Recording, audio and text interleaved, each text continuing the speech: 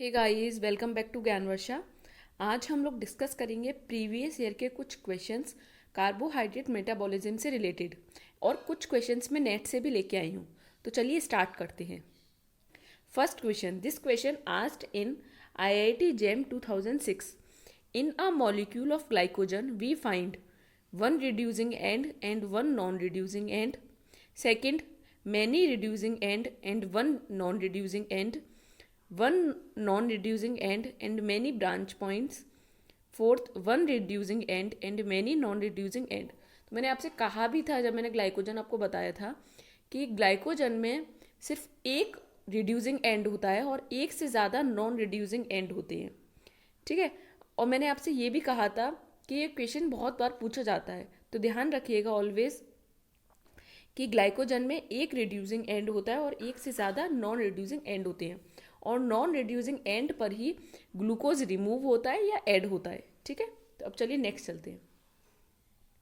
This question asked in JNU, glycogen phosphorylase exists in two forms in skeletal muscle. The active form phosphorylase A is generated from phosphorylase B. First option, reversible dimerization of phosphorylase B triggered by calcium ion. Second option, proteolytic cleavage of decapeptide from the N terminus of phosphorylase B. Third, protonation of the active site histidine residue by a decrease in intracellular pH. Fourth, ATP dependent phosphorylation of a specific serine residue on each subunit. तो आपको पता है कि जब the active form phosphorylase A is generated from phosphorylase B, आपको याद होगा PKA activate होता है। ठीक है। जब PKA एक्टिवेट होता है तो वो फॉस्फोराइलेज बी की जो सब यूनिट है उसे फॉस्फोराइलेज ए की सब यूनिट में मतलब कन्वर्ट कर देता है, एक्टिव कर देता है फॉस्फोराइलेज बी की सब यूनिट को फॉस्फोराइलेज ए की सब यूनिट में एक्टिव करता है by the help of ATP।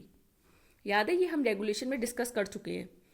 ए जो है, बी जो है इनएक्टिव है, ए जो है एक्टिव है। ग्लाइकोजन फॉस्फोराइलेज बी इनएक्टिव है, ग्लाइकोजन फॉस्फोराइलेज ए एक्टिव है। तो ध्यान से सुनिए, बी इनएक्टिव है और ए एक्टिव है। अब ए एक्टिव है तो बी से ए में होता है with the help of PKA enzyme, protein kinase A. और किसकी हेल्प से? ATP। जब फॉस्फोराइलेशन होता है ATP डिपेंडेंट फॉस्फोराइलेशन, तो बी जिसमें ए में हो जाता है कन्वर्ट। ठीक है।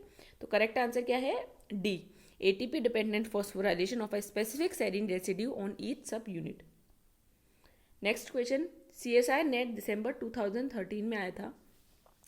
What are A, B and C in the following reactions? ये क्वेश्चन मैं आप लोगों से डिस्कस कर भी चुकी हूँ, क्योंकि लेकिन ग्लाइकोजन भी इसमें इंक्लूड था, तो मैंने सोचा लाइए आपसे डिस्कस करती हूँ।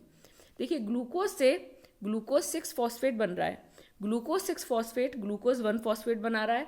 फ्रक्टोज 6 फॉस्फेट बना रहा है, 6 फॉस्फोग्लूकोनेट बना रहा है। तो आपको अब देखिए, ग्लूकोज 1 फॉस्फेट से जो मॉलिक्यूल बनेगा आपको वो बताना है, जो फ्रक्टोज 6 फॉस्फेट से जो मॉलिक्यूल बनेगा आपको वो बताना है, और जो 6 फॉस्फोग्लूकोनेट से जो मॉलिक्यूल बनेगा आपको वो बनाना है। तो देखिए, 6 फॉस्फोग्लूकोनेट राइबोस 5 फॉस्फेट बनाएगा। ठीक है। तो इन दोनों में से कोई ऑप्शन होगा, थर्ड फोर्थ में से। पेंटोस फॉस्फेट पाथवे के थ्रू ऑक्सीडेटिव फेज में जो होता है, क्या होता है, ग्लूकोज से ग्लूकोज 6 फॉस्फेट बनता है। ग्लूकोज 6 फॉस्फेट से क्या होता है, 6 फॉस्फोग्लूकोनोलेक्टोन बनता है, देन 6 फॉस्फोग्लूकोनेट बनता है। इस तरीके से करके आपका क्या बनता है, राइबोस 5 फॉस्फेट बनता है। ठीक है। ये देखिए, जो आपका बी दे रखा है, ग्लूकोज 6 फॉस्फेट से फ्रक्टोज 6 फॉस्फेट बनना, ये ग्लाइकोलाइसिस में होता है। तो फाइनल स्टेप क्या होगा, पायरुवेट। ठीक है। इससे आपको पता लग रहा है आपका आंसर थर्ड करेक्ट है। और ग्लूकोज 1 फॉस्फेट जो है ग्लाइकोजन बनाता है, याद है ना, ग्लाइकोजन 1 फॉस्फेट। ठीक है। अब क्या है, ग्लाइकोजन 1 फॉस्फेट इनएक्टिव होता है, इसे एक्टिव करने के लिए UDP ग्लूकोज बनाना पड़ता है, इसे UDP मोइटी ऐड करानी पड़ती है। देन UDP ग्लूकोज ऐड होने के बाद वो ग्लाइकोजन में ऐड हो जाता है। ठीक है। तो नेक्स्ट चलते हैं। तो करेक्ट आंसर था third. Next, this question I took it from net.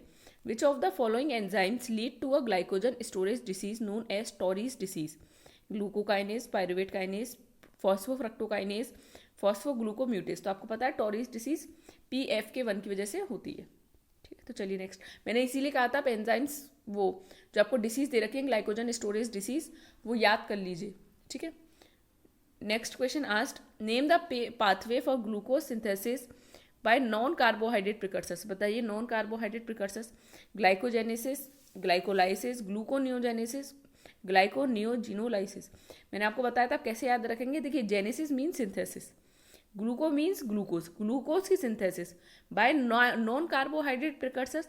तो non carbohydrate means new, new means non carbohydrate precursors, means new means किसी नए उससे आया है, आपका किसी नए चीज़ से आपका ग्लूकोज बना है, तो वो होगा नॉन कार्बोहाइड्रेट प्रिकर्सर्स। ठीक है, तो correct answer is C.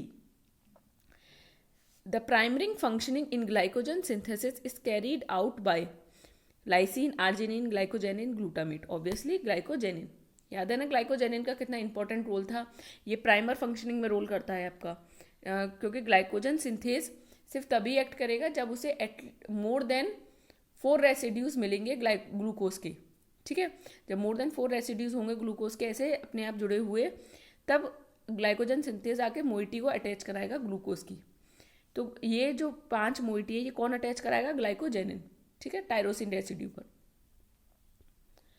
Next question, which of the following hormone maintain blood glucose level by activation of gluconeogenesis?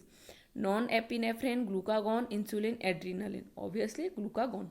ठीक है, ये हार्मोन रेगुलेशन भी हम पढ़ चुके हैं। आई होप आपको ये चीज़ें क्लियर हुई होंगी। अगर कोई डाउट हो आप मुझे ज्ञानवर्षा@gmail.com पे मेल करके पूछ सकते हैं। ये जो मटेरियल है मैं ज्ञानवर्षा टेलीग्राम चैनल पर अपलोड कर दूंगी। और अगर आपको ये वीडियो पसंद आई है तो आप इसे लाइक कर सकते हैं, कमेंट कर सकते हैं और हमारे चैनल को सब्सक्राइब कर सकते हैं। Thank you.